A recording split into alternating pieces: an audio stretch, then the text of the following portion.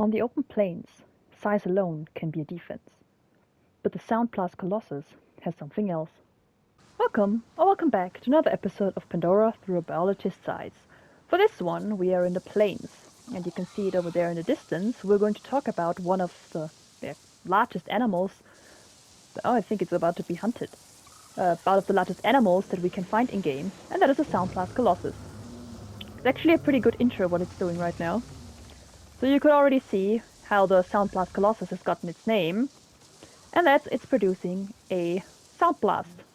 Although I have to talk about because I've had it in a few shorts, or if you can see it in shorts, I have a few shorts planned, and I think I've already had it in a few shorts by the time I do this video. But the name with the sound blast is a bit, it makes a tooting sound, but it's also like sending out a blast, and I think the distinction, because I myself had to look it up, because with just to clarify a little bit and make it, or put it into like proper wording, but I wanted to do like a species highlight about this animal. So here we see the description in the Hunter's Guide. So it does have a Navi name, they gave it one. I'm not gonna pronounce that. I have no idea how Navi pronounced the X sound.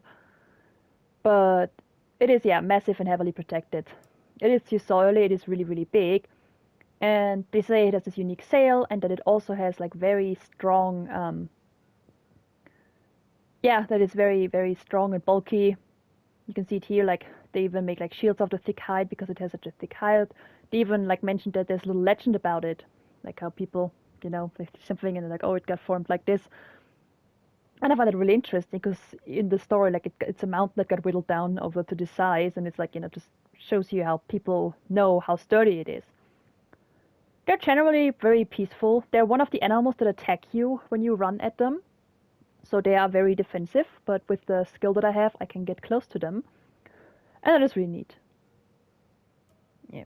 When we look at the sound blast, it says, like, of course, heavily armored, and it uses a powerful sonic blast to disorient nearby attackers. And as we can see it going here, it is really massive. So one thing you've noticed about the plains, they're very open. And you might have seen some of my videos, we saw some of the smaller herbivores running around. So when it's like an open space, it's very hard to hide, so it's better to run. Of course, when you're large and big, it's, really difficult to run. So if anything wants to go after you, it's better to kind of like stay and fight. And the Sound Blast has, of course, this attack mode with the Sound Blast. So one thing I want to say about the Sound Blast, because we have this DLC area that is in the heart of the plains, which is kind of like a sub-area in the plains, it has its own kind of like subspecies, subpopulation. It's called the Heartlands Colossus. So it has a little different color scheme going on, because that's the one that we can find all over the plains. Of course, if we have some more mature individuals, they have different colors going on. But overall, it's just like mostly the colors, I think. I think the head crest might be a bit more pointier on the Heartlands one, but it just looks like it's just like the same texture just slapped over the other one, like the same model with different texture, and the description is the same. So one thing that is interesting about the Sound Blast, it has a lot of similarities to the sailfin Goliath, which if you're interested, I have a separate video on it where I go a little more into detail about the similarities. But like just from the first glance, they look kind of like similar with the big crest that they have. But it is in a different habitat because you can find this one in the clouded forest. So sound itself is something that is, of course, made by a pressure wave traveling through air. That's why if you're in a vacuum, such as space, there is no sound. Because there is no, like, if you would scream, there is like, no one can hear you scream in space, which is true. Because there is no medium for the pressure waves to travel. So if you compare, of course, wind, or like if you do like you blow air at something, you can see it move. But also if you're close enough and you shout and speak, it will also move a little bit due to the pressure waves in the air that is your sound. And so for the Sound Blast Colossus, it doesn't necessarily do like a sound attack, it is more of a blast attack. Same as if I would inhale and then exhale, like the blast of air could have pushed little animals away, such as, an insect, or if you have like a hair on your phone screen, you just blow it and it gets thrown off. You can also try screaming at it, but that will just like maybe move it a little bit because the pressure wave will hit the hair or whatever, and it will start moving a little bit due to the pressure in the air. But it is generally more of a blast attack than it is a sound attack. Because usually sound is something, again, it is a pressure wave, and sound can hurt, of course, because if you have like high frequency sounds, it's like on the vibrations on your eardrums, they're very painful. But in overall, in the sound blast case, it is kind of like because you're being displaced by this huge wave and pressure wave and the blast that's being produced, because what the sound blast does, it breathes in, and you can see the slits opening in the crest, so it seems to be kind of like connected to, I'm going to assume either like some, because sadly we cannot look inside them, or like it's going to like just breathe in a bunch of air, and then it pushes it out, which is kind of similar in a way that you could probably compare it to whales, such as sperm whales, and they have their organ with, you know, the sperm we got the name from with the spermaceti that they have inside their head, this gigantic head that a lot of the toothed whales have. It's where the melon is. It's an organ, like of kind of like glibbery, whitish, yellowish substrate, which with the spermaceti, like I think the old sailors thought it was kind of like sperm, or similar to sperm, which is why they called it spermaceti. And that is how the whales can focus their echolocation. So it kind of just like bounces around in their melon inside, and then it gets just like focused, and then the echolocation waves, they just go out, and it helps them being a wave and somewhat like a pressure wave. But the echolocation, it's being bounced away, and it goes out of the animal, and when it returns to the animal, they kind of like can know, oh, my prey is there, and this is there. It helps them navigate. Blind people have learned to do that too. Like they do those click sounds, and then they realize, okay, by the time they hear it, it helps them orient because like their ears are pretty good. But that is sound, and that is different from a blast. Because a blast would be, for example, if you've seen the videos of the Beirut explosion, you can hear it. It's a big boom, but it's a pressure wave being created, and therefore a sound, by a large displacement. And I feel like with the sound blast and the sound blast attack, it seems to be kind of like similar. So it doesn't necessarily do a sound attack, like it's not screaming at me. It seems to be more like actively breathing at you, and the sound seems to be like a byproduct, this little tooting sound that we can hear while it does it. And of course, if you have a large pressure wave and a sound, it can of course rupture organs if the pressure is hard enough to just push you back, which would be like in the case of a blast, because you're being like knocked away. But of course, if the pressure is too high and you're a very short distance of it, it can also burst your eardrums, which of course loud sounds and therefore loud blasts, because usually if you hear like a blast from an explosion, it is a type of sound, of course, but it has been created by the quick displacement of air. And that can, of course, rupture eardrums, like it will, or like generally just like push you very far away, which is then deadly because of the force. Because if you're inanimate or you're standing still, then suddenly something just slams into you with a lot of force, even if it's just quote unquote air. It does hurt a lot, and it can kill. But yeah, I've seen it in groups on the planes. Sometimes it's solitary, sometimes it's like it's groups of two or three. One time a group of 4. And we can already see it, like below with the pink, which is why I wanted to do it at night. Because when it does the sound blast attack, it kind of like opens up those slits it has on the crest. It takes in a lot of, like a big breath of air, and then it kind of like pushes it out. And it also at the same time does a tooting sound. I'll see if I can get it to attack me, so we can see the whole attack pattern again at night. I'm gonna run at it. Okay, do you see? It's breathing in, and it's breathing out. Oh great, it's... Okay, but you saw, it takes the air in, and then it pushes it out. It's really nice to see at night, because the bioluminescence is highlighting the openings that they have to take in the air. Otherwise, the normal breathing organs, and you can see it breathe right now, is here at their chest, same as with the other animals that we have on Pandora. I'm hoping to do it again. It does also not just do a like blast attack, it's also pushing me away with its head. The clouded panthers we tried earlier, they got the message. I'm trying to provoke it a little bit so I can see it again. But you see, it's not just attacking, it's also kind of like trying to intimidate me. Which is also something a lot of animals do. They don't necessarily want to go after you immediately, just like, you know, doing a little charge, and then they're like, leave me alone. See, it breathes in, and then it breathes out. I feel like it's really nice to highlight it with the bioluminescence, because you can clearly see for the outblast, it has separate slits on this side, where the air openings open up.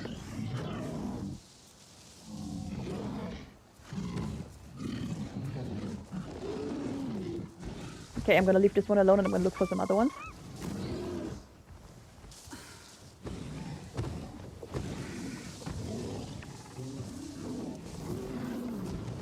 You know what? I'm gonna see what it does while I'm on the ecran. Because I'm pretty sure you get flung off.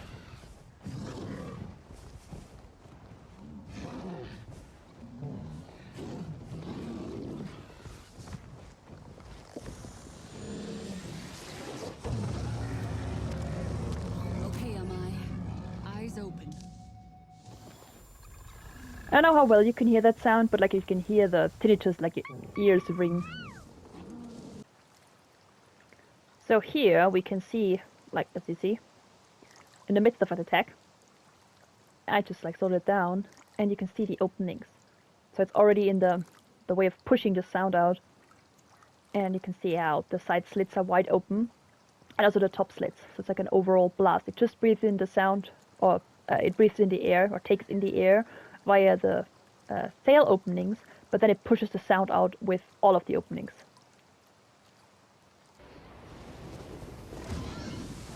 You see that? That was kind of like an air blast too, when I hit the water with the wings.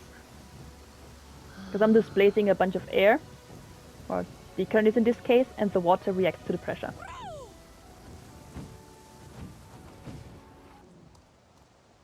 So here we are by the plains at day. And again, if you're looking for animals, always look near water. And here we can see another singular sound blast. And what we can find in this game is sometimes different species tend to travel together or just like spend time together. So we here have this, like, yeah, I'd say they're like medium-sized herbivores, the bladeheads. And in the distance we have our Soundblast. So Soundblasts are herbivores. They have different, like, call them like idle animations where they move around. And this one is very strongly traveling into this direction. So just by looking at the head, because it is kind of like low to the ground, which of course if you're in the plains would suggest that it is, you know, more like a grazer. Like of course with the shrubs you could probably eat them too, the leaves. You can see the colorings by day. They of course have their neural cues here, which they also sometimes use for detection, because I noticed that a lot of the animals in this game, they kind of like move them in the front to kind of like, seems to like sense the air. It's actually a very brisk walker for something that size. There you can see the openings now during day, when it's moving and shaking. So it keeps them closed, which, because I'm gonna assume it's kind of like sensitive, because it has similar to their breathing organs here. But it is clearly breathing through those spiracles it has on the chest, like all of the other animals have. So it doesn't seem to be like actively breathing through the, their openings that they have on the top. And the ones on the side are of course now protected too. I don't know about little parasites and critters on Pandora, but if there's like something like tiny mosquitoes that you probably can see that are just moving around, it's really annoying, and they can probably get into those sensitive areas and sting you there. Same with some reptiles, the animals kind of like try to sting them in the ears to suck blood there because the scales are too big. I see now it's doing it. The air sensing with the neural cue it has. So it seems to be decently flexible. Of course it would make sense if an animal that's using this as a weapon, it would also like probably do it in like how, you know, buffaloes or deer, they use their horns and antlers not only for defense but also for like interspecies fighting. So if like two males meet or they're competing for resources, in this case it's usually females, they kind of like fight it out using their natural, let's call them weapons or defense mechanisms, but it also has like not just a defense mechanism, but it's also serving a, in this case it's mating to impress the females and like fend off rivals. So we can maybe assume that the Soundblast does it as well. Sadly the game doesn't really show you, there's no like, you know, juvenile baby animals. They don't really go into like sexual dimorphism, like, oh, this is a male, this is a female, blah blah blah. We only have like different maturities with like the different grade because of the video game, and we want to harvest them for materials. I'll see if I can find a group of them. But before I do that, let's see the attack at the day. See, breathing in, breathing out.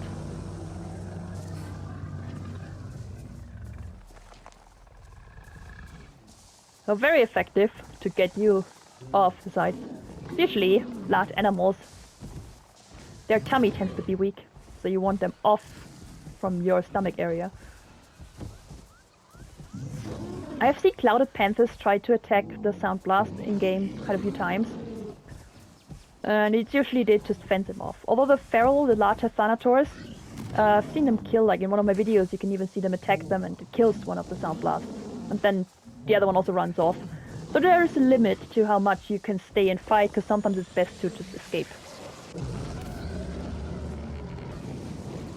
One thing that game is the animals are kind of like very on you when you annoy them once. So then it's just like not, oh, I'm just gonna fend off the threat or try to scare away the threat. It will keep following me and trying to attack me. Because usually it's, if a large animal like an elephant or something feels threatened by you and it's like not a male in rut, it tends to just like leave you alone after a while.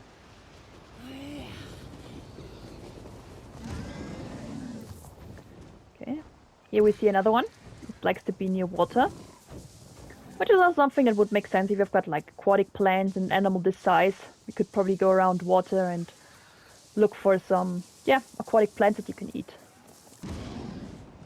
So the Soundblast Colossus, you can see them, there's a little group here, 2 of them with blade heads. In the distance you can see the more orange one.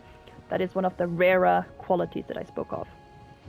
But yeah, as you can see here, water is always good for looking for animals, because we have multiple species here. We have a group of bladeheads here, Soundblast here, Soundblast, bladeheads, in the distance some dire horses. So it doesn't matter if you're in a game or in real life, always go to the water to find animals.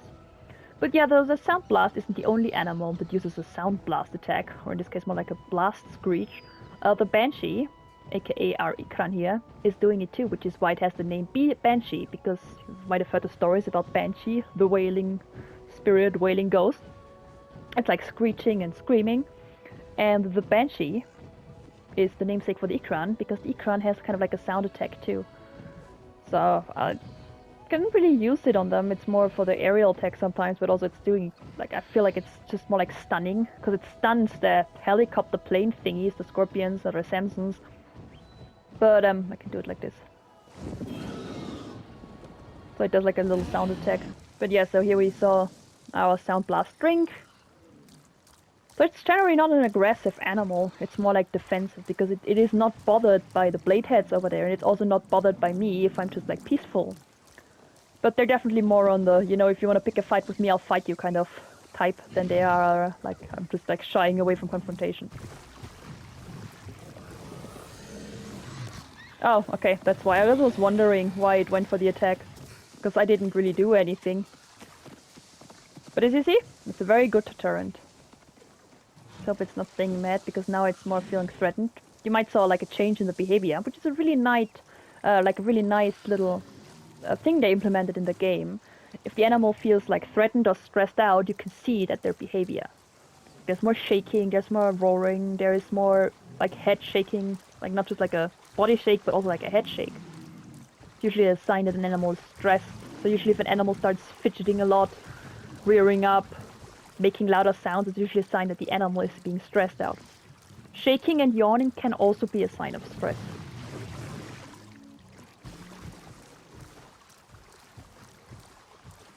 So if you have a dog that scratches itself a lot, and it's no obvious sign of fleas, it could be maybe the dog is excited, or kind of like just needs to get rid of that energy.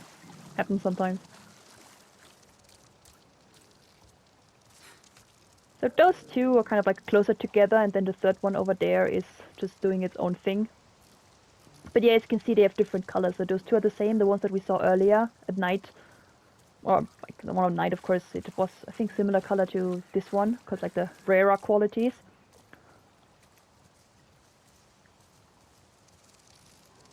But yeah, so the animals have like different qualities, of course, with... And you can see that, like just by looking at it from a distance, you know it's kind of like, oh, this is a rarer one with gives you rarer materials. And as we've seen from the guide, they have very thick hide, and Navi makes shields out of it.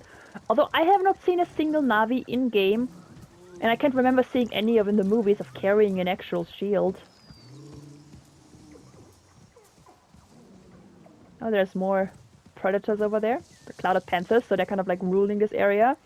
Because in the base game, we don't have any thanators, which are the largest predators that we know of in Pandora so far. So you could probably take one of them down, but they're only in the Clouded Forest in-game. In the DLC, you can find them also in the heart of the plains. Which is kind of like weird, because why would you have thanators only occurring in a sub-part of the plains and then like later on?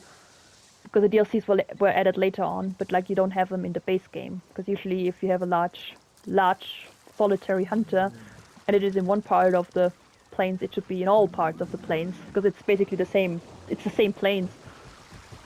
Even the habitats are more or less the same. But yeah, I can see the colors of this one. So it's a rarer one. You can see her here too. It's actually the best quality that you can find in the base game.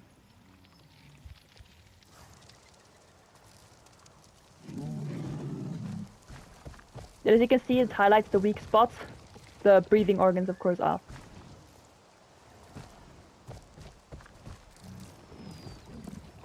And you can see it sends with the neural cues again. Sadly, there is no special animation for the neural cues. They're just kind of like stuck at them. Like you don't see the fine little pinkish tendrils that are actually made up of the neural cue. But of course, it's hard to texture. And some extra coding and editing, developing that goes into just to make it like feel more alive.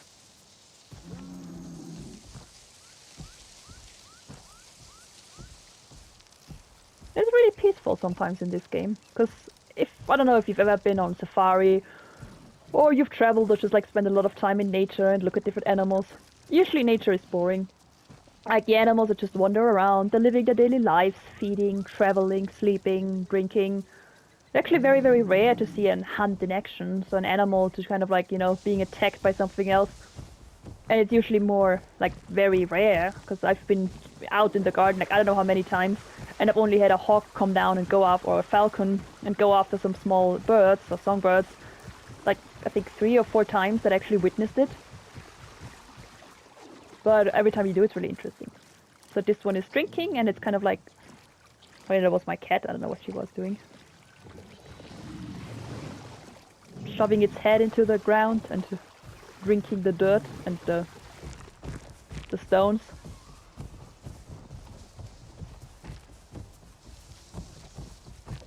Well, I do hope you liked that episode. I wanted to do another species highlight, because so far the Soundblast is in... What's it doing now?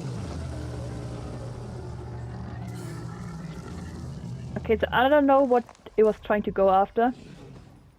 What ran past it? Oh, I didn't even see the panther run past. But yeah, so see, it just like fended it off. Yeah, that attack was a really nice nod off with the last Soundblast for the end of this video. I hope you enjoyed it. I hope you learned a little bit.